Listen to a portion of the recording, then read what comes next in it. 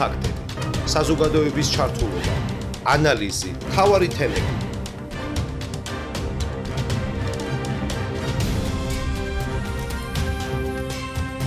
საზოგადოებრივ პოლიტიკურ თოქ-შოუში თემა ნანა რობაქიძესთან ერთად. საღამომშვიდობისა პირდაპირ ეთერშია საზოგადოებრივ პოლიტიკური თოქ-შოუ თემა მე ნანა რობაქიძე ვარ. კომუნიკაციების ეროვნულ მარეგულირებელი კომისიის მიერ დაკისრებული ვალდებულების ფარგლებში ტელერადიო კომპანია რიონმა ოფიციალური წერილი გაუგზავნა თითოეულ საარჩევნო კვალიფიციურ სუბიექტს, რომლის თანახმად საშუალება აქვთ მათ პირდაპირი ეთერის მეშვეობით კიდევ ერთხელ მიმართონ საკუთარ ამომრჩეველს. დღეს კი გადაცემის სტუმრები არიან პაატა ზაქარიაშვილი, რომელიც გახლავთ პარტია გახარია საქართველოსთვის ქუთაისის მერობის კანდიდატი, კონფლიქტოლოგი, უფლებადამცველი, აფხაზეთის ომის ტყვეთა გაცვლის კომისიის ხელმძღვანელი 1992-97 წლებში, 2009-2011 წლებში საქართველოს სასჯელ აღსრულების დეპარტამენტის ერთ-ერთი ხელმძღვანელი, ხოლო 2012-2016 წლებში სახელმწიფო მინისტრი. და ასევე წარმოგიდგენთ გიორგი ამაღლობელს, რომელიც გახლავთ მშენებელი, ინჟინერი, ომისა და სამშვიდობო მისიების მონაწილე, 8 აგვისტოს ომის მონაწილე, ავღანეთის მისიების მონაწილე.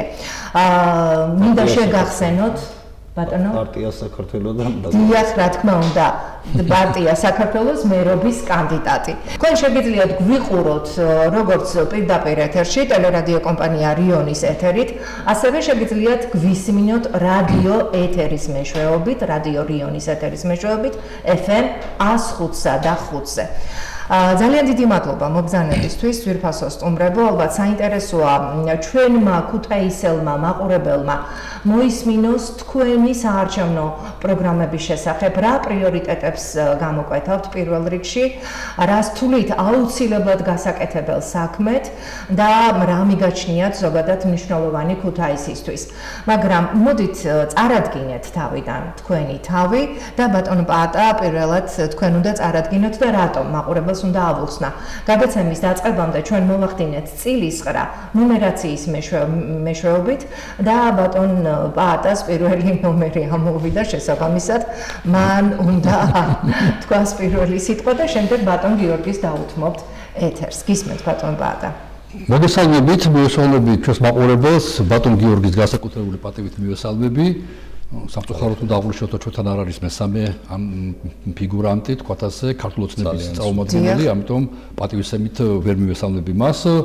უცნაურია, რომ ქართული ოცნების წარმომადგენელი ამ შემთხვევაში და სხვაგან არ ვიცი სხვა დროს ალბათ ხშირად ხდება ესე, მაგრამ ჩვენ შემთხვევაში თავი არის და არ არის, ჩვენთან არ არის, არ ვიცი მიზეზი რატო არ არის, თუმცა გულახდილად გითხრათ, მე მოვედი მასთან სადებატო და მას დავუსვათ კითხვები, იმიტომ რომ მოქმედი მერია, ანუ მოვალების შემსრულებელია და ბუნებრივია, მასთან საინტერესო იქნებოდა დებატები, თუმცა ჩემს პატივია ბატონ გიორგისთან ერთად ეთერში ყოფნა. ნამდვილად საინტერესო იქნებოდა, რომ სამივე ყოფილიყავით, მესმის აბსოლუტურად თქვენი. დიახ. მე გახლავთ პაატა ზაქარიაშვილი, როგორც ითქვა, პარტია გახარია საქართველოსთვის მერობის კანდიდატი ქუთაისში. ქუთაისი ჩემთვის, თუმცა ქუთაისელი არა ვარ, მაგრამ უცხო ქალაქი არ არის. მე 12 წელს როცა კოალიცია ქართული ოცნება მოდიოდა ხელისუფლებაში, მაშინ წყალტუბოში ვიყრიდი კენჭს მაჟორიტეტის კანდიდატი. მაშინ გაიმარჯვა კოალიცია ქართულ ოცნებამ და დღემდე უკვე არა კოალიციის სახით, არამედ პარტიის სახით არის ხელისუფლებაში და იქიდან გამომდინარე, ხალხი ქუთაისი და წყალტუბო რამ გაყოდა, პრაქტიკულად შტაბი აქ იყო ცენტრალური და ჩემთვის ქუთაისი იყო მნიშვნელოვანი 4 თვე ცხოვრობდი აქ, შეიძლება ასე ითქვას, ეს ერთი, მეორეც სასჯელ აღსრულების დეპარტამენტში მუშაობდი და ეს ტყუილა და არ ჩავწერე ჩემს სახელწარდგენაში. ქუთაისში მოგეხსენებათ იყო სასჯელ აღსრულების დაწესებულება ციხე იყო, ამიტომ უკვე 2009 წლიდან მოყოლებული ქუთაისთან მქონდა ასეთი პოლიტიკური ციხის საშუალება, შეიძლება, ამიტომ კარგად ვიცი ამ ქალაქი მთელი პირობითად 2009 წლიდან მოყოლებული, ჩემთვის ქუთაისი არის. სენსიტიური თემა ახსენეთ ციხესთან დაკავშირებით. ნებისმიერ სახელმწიფოში ციხე აუცილებელია და ჩვენ მაშინ დავწერთ რეფორმები ციხეში, ამიტომ ჩემს მნიშვნელოვანია ესა. მაშინ მიხეილ სააკაშვილი იყო იუსტიციის მინისტრი, მე მაშინ ახლოს ვიყავით და მთხოვა რომ მაშინ გადმოვიდა შინაგან საქმეთა სამინისტროდან იუსტიციის სამინისტროში ციხეები, საშინელი მდგომარეობა, საშინელი კორუფცია და ჩვენ ვთქვით, რომ თუ ჩვენ კორუფციას დავამარცხებთ ციხეებში, კორუფციას დავამარცხებთ მთელ საქართველოში. მე იქიდან წავედით უკვე ადგილობრივ არჩევნებში, სააკაშვილი გახდა საკრებულოს ხელმძღვანელი, თავმჯდომარე თბილისში მე გავხდი საკრებულოს წევრი, ყველაფერი არ ჩავწერეთ აქ, თუ ასე რომ საკრებულოში მუშაობის დიდი გამოცდილებაც, ანუ ადგილობრივ თვითმმართველობაში მუშაობის დიდი გამოცდილებაც გამაჩნია და გარდა მისა ამ ორომ ტრიალში აღმოჩნდი კოთას ეკლესიიდან, მე ვსწავლობდი სასულიერო აკადემიაში, როცა შემოთავაზეს ადამიანის უფლებების დაცვა, ამ უფლებათა დამცველიც არის ჩემს ჩამონათვალში, იმიტომ რომ თავიდან პირველივე დღეები და საქართველოს დამოუკიდებლობის დღეებიდან მომიწია ადამიანის უფლებების დაცვა, ამიტომაც მოხდი მე ომში აფხაზეთში და იქ მომიწია ადამიანის უფლებების დაცვა ტყვეების გაცვლას შემდეგ და შესაბამისად მთელი ჩემი თუ შეიძლება შეგნებული ცხოვრება ბოლო 30 წელია საზოგადოების წინაშე ვარ და წარმოვადგენ როგორც წესი იმ ადამიანების უფლებას ვისაც უჭირს თვითონ დაიცვას თავის უფლებები. ციხეშია, ომშია, ან დაკარგულია, დაღუპულია,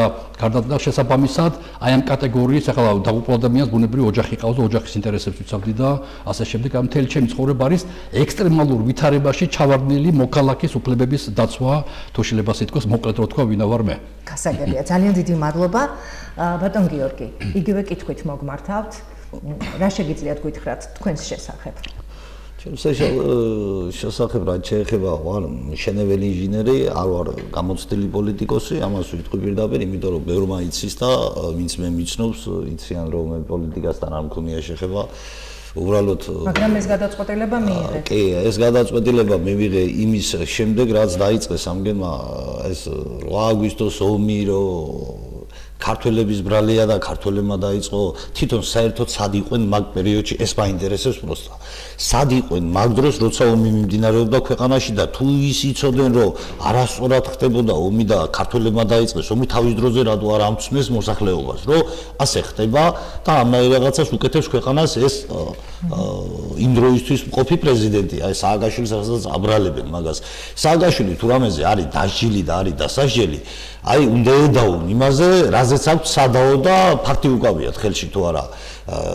ვერ გავიგე ახლა ომის დაწყებას აბრალებენ, ხო და შაბალ კოსტუმებზე და ამ რაღაცებზე ასამართლებენ. ეს რა მიდგომა არის საერთოდ და როგორ უხვევენ ხალხს, თვალებს და როგორ აყრიან ნაცარს, აი ამ ყველაფერმა გამოიწვია ის რომ მე გადავწყვიტე პოლიტიკაში მოსვლა. და მინდა რომ პოლიტიკასაც აი რო ახსენებენ პოლიტიკა ბინძურიაო, საიდან მოიტანეს ეს სიბინძურე პოლიტიკის, ეს გააბინძურა თვითონ ბინძურმა ადამიანებმა. აი როგორი ხელისუფლებას ყავს დღეს, აფათურებენ ხალხის ჯიბეში ხელებს და თვითონ ყველა მაზღარი ახლა დაერიან ერთმანეთს, ჯერ იზახოდნენ ჩვენ ისეთი ხალხი ყავსო პარტიაშიო, რომ ფულიო რო დაუყარო პრემიერ-მინისტრმა, წინო ხელს არ მოგიდებს არავინ ასალებათო და ხელს ახლა ფულს აღრიფულს არ მოგიდებენ მართალია, იმიტომ რომ იქ მილიარდს ვერ დაყრე ადამიანი და ამდენ ცოტა დიდ ფულზე აქვს საუბარი და როგორაც კიდევენ ხელს კი ვხედავთ ახლა აგერავა 20 წელს 2020 წელს დაწყებულა ფულის გათეთრება და ახლა გაიგეს თურმე რა ქვეყანაში ვცხოვრობთ ან რა მართველი რგოლია ან არ ვიცი ვისაც ავალია კორუფციასთან ბრძოლა ამდენ ხანს სად იყო და ეძინათ გასაგებია თქვენი მოსაზრებები. მადლობა ბატონ გიორგი. ბატონ პატა, ხომ არა გაქვთ თქვენი საპასუხო სათქმელი 2008 წლის ომთან დაკავშირებით განსაკუთრებით, იმიტომ რომ თქვენ ფაქტობრივად აი ამ ხელისუფლებას არა, ხო, არა, მე 2008 წელს მე ოპონენტი ვიყავი ნაციონალური მოძრაობის, მაგრამ რაც ბატონ გიორგი თქვა, აბსოლუტურად ვეთანხმები. 2008 წლის ომი მოამზადა და განახორციელა რუსეთმა. და რაც მოხდა ამ პარლამენტში ახლა კომისიის ლუკიანის კომისიის მოქმედებით, ეს რა თქმა უნდა, ყოველთ მიუღებელი ეს არის ანტისახელმწიფოებრივი, ანტიკონსტიტუციური და წინ დახვდება ჩვენ შვილებს და შვილიშვილებს დახვდება წინ ამ კომისიის დასკვნა და სრული სოლიდარობა ბატონ გიორგისთან, მართლაც როგორ შეიძლება მხოლოდ გამოყოს ქართული მხარე და მხოლოდ ქართულ მხარეზე ლაპარაკობ, როცა მთელი ეს 2008 წლის ამბები ააგორა რუსეთმა და ამაზე ლაპარაკობდა 2008 წლის თებერვლიდან, როცა უკვე პუტინმა რეგულარულად დაიწყო ლაპარაკი, რომ კოსოვოს პრეცედენტი განხორციელდება კავკასიაშიც და კაფეოთ ამბობდა საქართველოს მისამართით. ამიტომ არაფერი არ ელაპარაკო რუსეთზე. და ილაპარაკობ ხოლმე საქართველოსზე. ახლა მართლა ყოველთვის ვცდილობ რომ ჩემი სიტყვები ავწონო და ძალიან ამორალური ქცევა რა თქმა უნდა. გასაგებია. ძალიან დიდი მადლობა. ჩვენ უნდა დავუბრუნდეთ ისევ თქვენ საარჩევნო პროგრამას და მოსახლეობას უნდა წარუდგინოთ საარჩევნო პროგრამა, რას აპირებთ თუ კი ამ მომრჩეველმა თქვენ მოგცათ ხმა, გაიმარჯვეთ და გახდით ქალაქის მერი. ბატონ გიორგი, ახლა თქვენთან გადმოვდივარ სიტყვით. ჩემი მერობის გახდომის შემთხვევაში ჩვენ გვაქვს პროგრამა შესაბამისი გაწერილი ჩვენი ქალაქის განვითარებისთვის. ჩვენ მინდა რომ ჩვენი ქალაქი ვაქციოთ მწვანე ქალაქად, იყოს რას ნიშნავს მწვანე ქალაქი? რას ნიშნავს მწვანე ქალაქი და აი გვინდა მაგალითად ხალხს შესაძლებლობა მივცეთ, გავაკეთოთ სუბსიდიები იმაზე, გავაკეთოთ ქარხანა პანელების წარმოების, მზის პანელების წარმოების ქალაქში, თვითონ ქუთაისში, შესაბამისად დასაქმდება ხალხიც, შესაბამისად გახდება მოთხოვნადი შესწავლა ამის მონტაჟების იქნება, მოქმედების იქნება თუ შემდეგი მოვლის საშუალება ხო დასაგეგმი იქნება ამას პირადად თვითონ კერძო პირი ვერ განსაზღვრავს მის მუშაობას და ვერ მოიხმარს სპეციალისტის გარეშე. შესაბამისად დასაქმდება ხალხი ამ საქმეში, გვინდა ის რომ ყველა ადამიანს კონდეს თავისი ყველა ოჯახს თავისი ელექტროენერგია ოჯახში და მოხსნილი იყოს გადასახადებიდან და შევქმნათ ისეთი ქალაქი, რომ რა ვიცი, ვფიქრობთ კიდე აი ავამუშაოთ ისევ აი დაუბრუნოთ ჩვენ ქალაქს ინდუსტრიული სახელწოდება რაც ქონდა ადრე და მოქმედებდა, ბევრი ქარხნები იყო ჩვენ ქალაქში, მაგალითად ავტოქარხანა გვინდა ისე გვაქვს მაგის პროგრამაც რომ გამოუშვას ავტოქარხანამ ელექტროავტომობილები, ეს ელექტროავტომობილები ელექტროავტობუსებიც, რომელიც მოემსახურება ქალაქს პირდაპირ, უშუალოდ ახლა ჩვენ მოგვეხსენება რომ ქუთაისში ტრანსპორტი ძალიან რთულ სიტუაციაშია და ხალხის ჭყლეტვა ავტობუსებში, ასე რომ ვთქვა. მერიას როგორ არ აქვს იმის რესურსი, რომ ის მაინც გათვალოს, რომ ავტობუსი დაამატოს. მე კიდე ავტობუსების მდგომარეობა ხო სავალალო არის. რა ვიცი, რომ დაამუხრუჭებს ავტობუსი, ტორმუზის ხმები ისმის ისეთი სასწაო, არ ვიცი თუ ჩერდება საერთოდ დატორმუზებულზე ეს ავტობუსები, დამუხრუჭებულზე. ასე რომ ვთქვა, ჟარგონულ სიტყვებს ვიყენებ მაპატიეთ ამის გულისთვის, მაგრამ ხო, ტრანსპორტთან დაკავშირებით ეს შეგვიძლია შევცვალოთ შეგვიძლია პირველ რიგში უნდა დავიწყოთ ამ ქალაქში სანიაღვრე სისტემების და კანალიზაციების მოწყობა. არ შეიძლება ასე მოუწესრიგებელი წყალი, სასმელი წყალი, კანალიზაცია, სანიაღვრეები, აი წყლები ხალხს, აი კერძო სახლებში ვინ ცხოვრობს, ახლა მე ძალიან ბევრი მეგობარი მყავს თითქმის ყველა უბანში. ხო და რომ მიწევს ახლა მეგობრებთან მიშლა ბევრს აქ ის იმას უჩივის რომ აი მაგარი წვიმების დროს წყალი შემოგვის სახლში. ხო და აი ეს პრობლემები არის აღმოსახველი ყველაფერი რა. გასაგებია.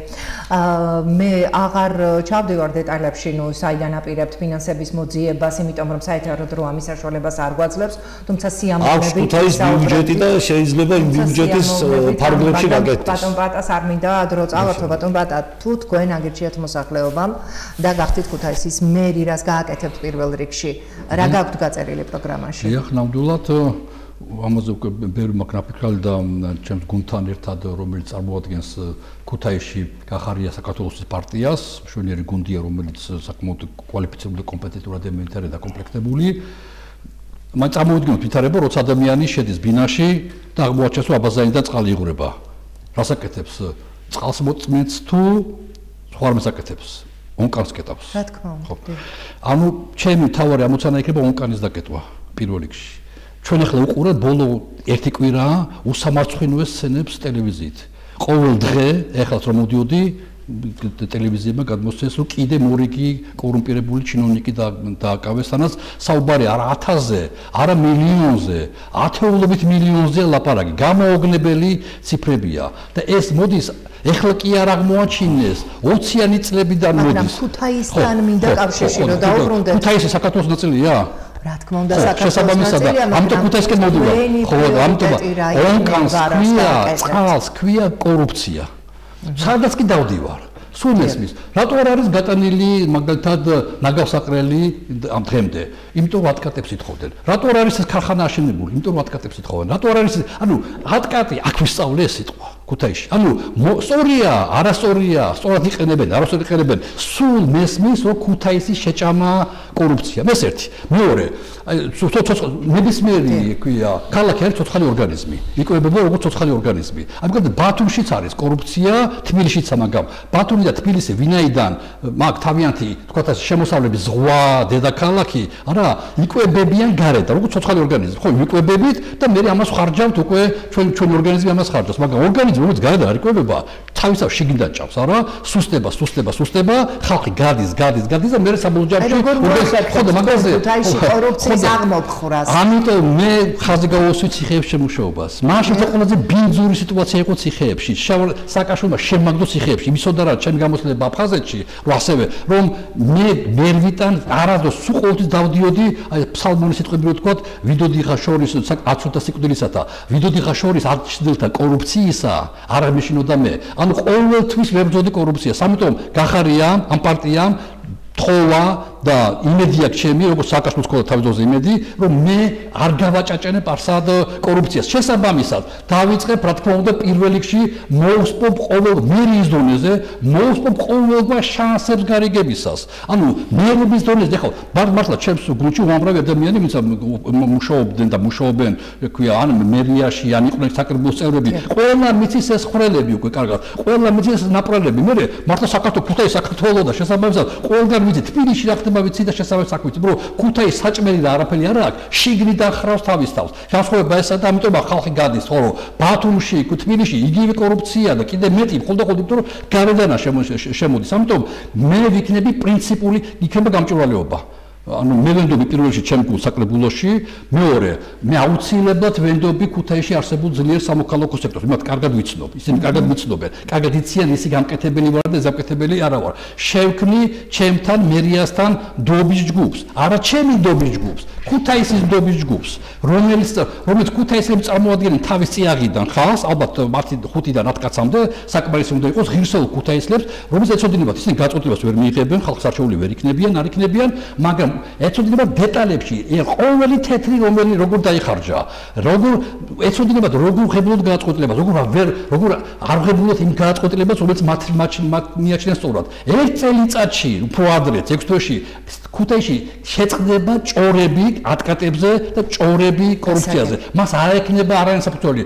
ბიუჯეტი იქნება აბსოლუტურად გამჭვირვალე. ეცოდინება ყოველი თეთრი სად იხარჯება. მე ეს გამოვლილი მაქვს არაერთხელ მინისტრი ვიყავი და ხედავდი და ვაკეთებდი ამას, მქონდა უამრავი რესურსები, თორემ მუშაობდი და აფხაზურ მხარეზე, ოსურ მხარეზე ეს სათამაშო თემები არ იყო. ანუ ყოველი თეთრად ისეთი თანხები მოძრაობს, რომელიც შეიძლება იოლად გადაიტანონ გადმოიტანონ, იმიტომ ბევრი რაღაცები მეორე მხარიდან დამალულია. ყველგან ვარ შემოწმებული და არასდროს არ ჩავჭრილო, არასდროს არ ჩამვარდნია თემა, ამიტომ ჩემი თავარი ამოცანეს ონკანი, რომელსაც ქვია კორუფცია, გადაიკეტოს და ყველა ქუთაისელი დარწმუნებული იყოს, რომ რაც იხარჯება სწორად, ან მისი აზრით არასწორად, მაგრამ არ ექნება არანაირი კითხვა თუ რაში დაიხარჯა ესა და ეს ფული. ამას გამორიცხულია. ჩვენ ახლა გვიყურებს ყველა თაობის მაყურებელი და მინდა აღნიშნო, რომ ძალიან სერიოზული, დიდი გადინება ხდება საქართველოსთან, განსაკუთრებით ქუთაისიდან, ხო?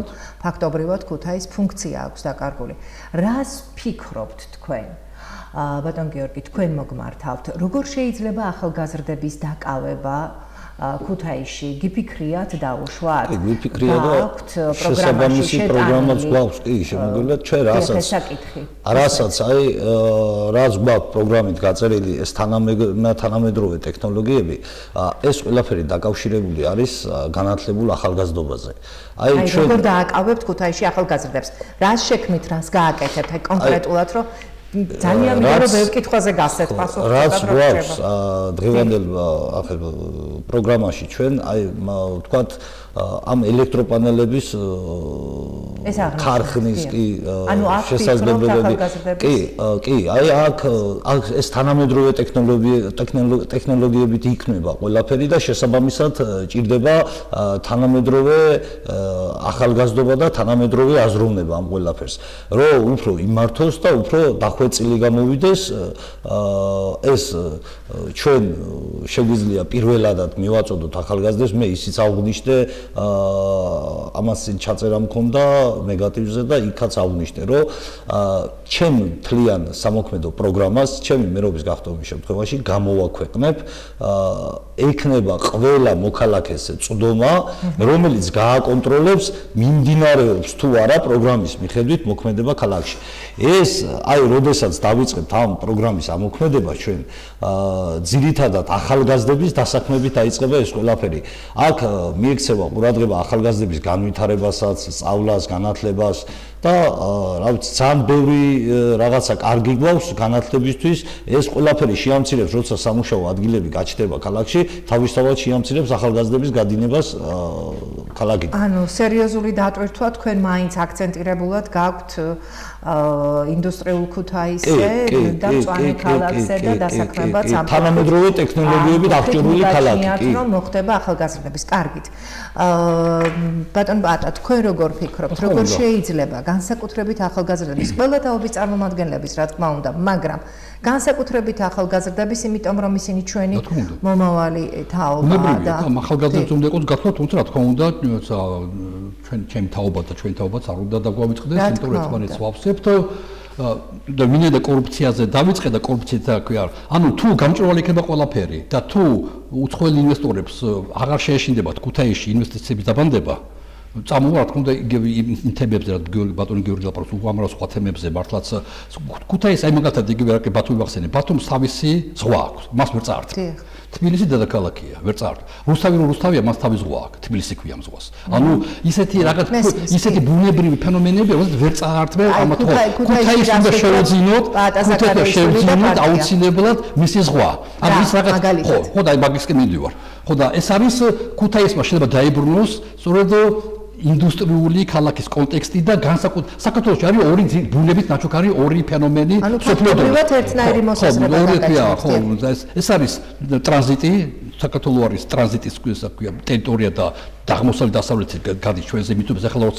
როცა ტრამპის გზა მუშავდება აზერბაიჯანის სოფლის მმართველობით კიდე მეტად დაიტვირთება საფრთხეა კიდე მეტი წუთები წამოვაჩვენოთ და ორი პორტია ხო ჩვენთან არის ორი პორტი სხვა არც ერთი პორტი არა შავ ზღვაზე გარდა საქართველოსი მესამე შეიძლება დაემატოს ანაკლიძეს შემდეგ ამ საქართველო არის დერეფანი ტრანზიტის მეორე ფუნქცია შეიძლება პირველიც იყოს ეს არის სოფლის მეურნეობა საქართველო არის უნიკალურ გეოგრაფიულ ადგილზე ჩვენ სამხრეთ არის უკვე უდაბნო არაბული სამყარო და ისრაელი გახდა უნიკალური აგრომრეწველი რეგიონში საქართველოს აქ ქუთაისს აქ უნიკალური ფუნქცია გახდეს აგრარული ინდუსტრიის და ქვია ცენტრი იმერეთი თლიანად და ქუთაისი ხა ჩვენ არ ვისარეპარება რომ ქუთაისი მეორე დედაქალაქია და მეორე ქალაქია საქართველოში სამწუხაროდ მოსახლეობით ესე აღარა უკვე მაგრამ თავის ისტორიულობით ფუნქციით ვერ არარსებობს ქართული რომ კითხვა აბა რომ მითხარი მეორე ქალაქი რომელია და შეეშალოს და დაფიქრდეს მაშინ იტყვის ქუთაისი ანუ ქუთაისი მას უნდა იყოს უნიკალური ფუნქცია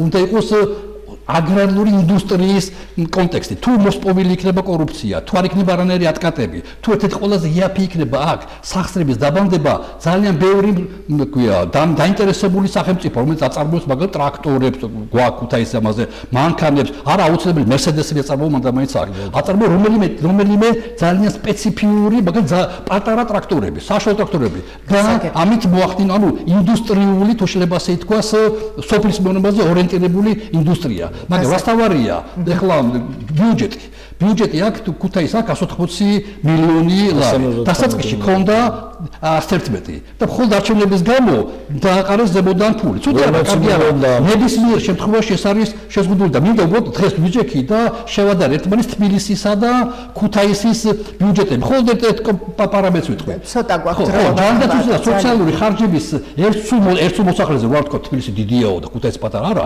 ერთ მოსახლეზე თბილისში არის 446 ლარი ერთ ადამიანზე ჯანდაცვა და სოციალურ ხარჯები 446 ქუთაისში 158 კატასტროფა და ბარემ 21% არის ჯანდაცვის სოციალურ ხარჯების თბილისში და ხოლო 11% ქუთაისში. ჩვენ რა ხალხი არა ვართ ქუთაისლები და თბილისი და განსაკუთრებული ადამიანები არიან. ამიტომ ბუნებრივია აი ეს პარამეტრები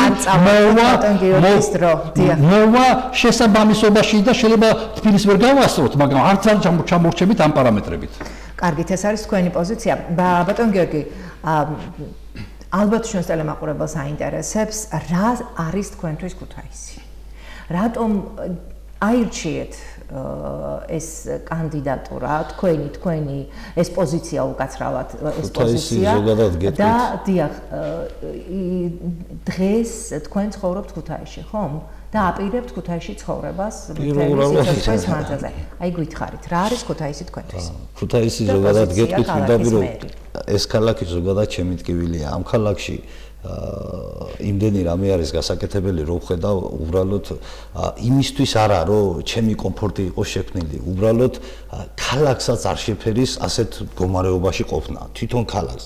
ამ ხნის ისტორიული ქალაქი არის და ასეთ სიტუაციაში დანგრევასა ნახევარზე მეტი შენობები, აგერ ბატონ ბაატას შევხვდი ჩემუბანში და კი უთხარი სიტუაცია რა ხდება ჩემუბანში. ბინები არის წაქცევას. პლაშატკაზე, აგერ ავტოზაოდში, აგერ ავიღოთ რიონის პირასახლები რა დღეში არის. ვინმე ხელს არ კიდევს ამას გასაკეთებლად. აი ამ ყველაფერს მე აქ დავიბადე, აქ გავიზარდე, მე-11 სკოლა მაქვს დამთავრებული აქ და ძალიან კარგად მესმის ქუთაისის და ქუთაისლების ტკივილი. გასაგები, აი ასე მოკლედ უნდა მითხრათ ბატონ ბაატა. რა არის თქვენთვის ქუთაისი და თუ კი დავუშვათ გახდებით მერობის კანდიდატი, დარჩებით თუ არა ქუთაისში, იმიტომ რომ თქვენ არ ცხოვრობთ ქუთაისში. ეს ბუნებრივია, რომ ეს არის უდიდესი პლუსი. ვინაიდან მე არა ვარ ქუთაისში არ ცხოვრობდი ამდენხანს, თუმცა მაგრამ 20 წყალტუბოში კაც ვყრიდი, 4 თვე ცხოვრობდი წყალტუბოში, ანუ თბილისში ერთხელაც ჩადაბრუნებული ვარ მაშინ, მაისში ჩამოვედი ივანიშვილს ოქოდა. მაგრამ 20 თვე არა, ეს კანდა მე სადაც ვარ, იქ ვიხარშები. მე ციხეებში ცხოვრობდი, თუ ასე დეტალებში როცა ტელეფონზე ეკავდე ბავშვებთან, ესა ქვია, ბამასა და ციხეშიო. ანუ სულ იქ ვიყავი, სახში არ მოდიოდი. ანუ თუ რამეს ვირჩევ, ვარ ბოლომდე ვიხარშები იქ. ეს აბსურდულია და სასაცილოა, ქალაქის მერი იყო და მე ქვია, აქ არ ცხოვრობდი. თავარი ეს არ არის. თავარი არის ის, რომ ჩემთვის მნიშვნელოვანია რეგიონების განვითარება. საქართველოს გახდა თავკომბალა და ქუთაისის შემცირება, ხალხის გასვლა არის კატასტროფა ასეთ მომენტში. ამიტომ ძალიან მნიშვნელოვანი იყო არჩევნებში მონაწილეობა, რათა უთხრათ ხალხს, რომ საქართველოს არ არის მარტო თბილისი და ჩვენ გახარია საქართველოსთვის, ლელოს, მათ შორის და ჩვენთან ერთად ვართ, ჩვენ არ ვკიდია ფეხებზე საქართველოს და მარტო თბილისზე არ ვფიქრობ. მე თბილისელი ვარ. ამიტომ მე მოვდივარ ქუთაისში, მე აქ ნათესავით კი არ მყავს. მე კლანი არაერთი კლანი არ მეყოლება.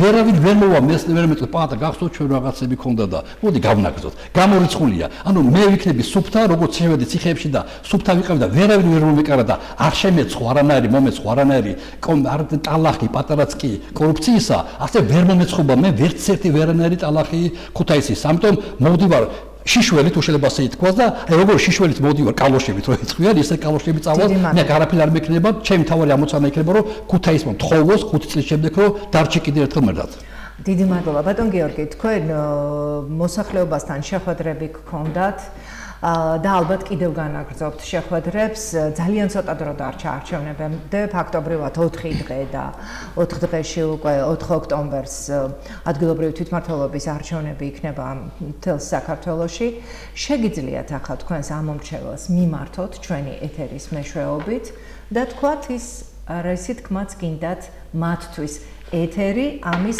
მასშტაბურ საშუალებას გაძლევთ ჯერ ერთი პირველ რიგში მინდა მიმართო სულ ერთი ეს ჩემი ამომრჩეველი იქნება თუ სხვა ოპონენტის ამომრჩეველი ამას ჩემთვის მნიშვნელობა არ აქვს ყველა ქუთაისელი არის და ყველა ქუთაისელს შესაბამისად პატივცემი მე მივესალმებ იმას თუ ერთმანეთს გვერდში დაუდგებით მე ვიძლევი სიტყვას და პირობას იმისას რომ ჩემი მერობის გახდომის შემთხვევაში პირდაპირ წეხანაც აღვნიშნე ავტორთა პროგრამას და ყველაფერი იქნება ხალხისთვის თვალნათელი თუ რა კეთდება იმ პროგრამის მიხედვით იქედან არ გადაეხვევა ერთი ნაბიჯი არ არსებობს ჩახედული იქნება ხალხი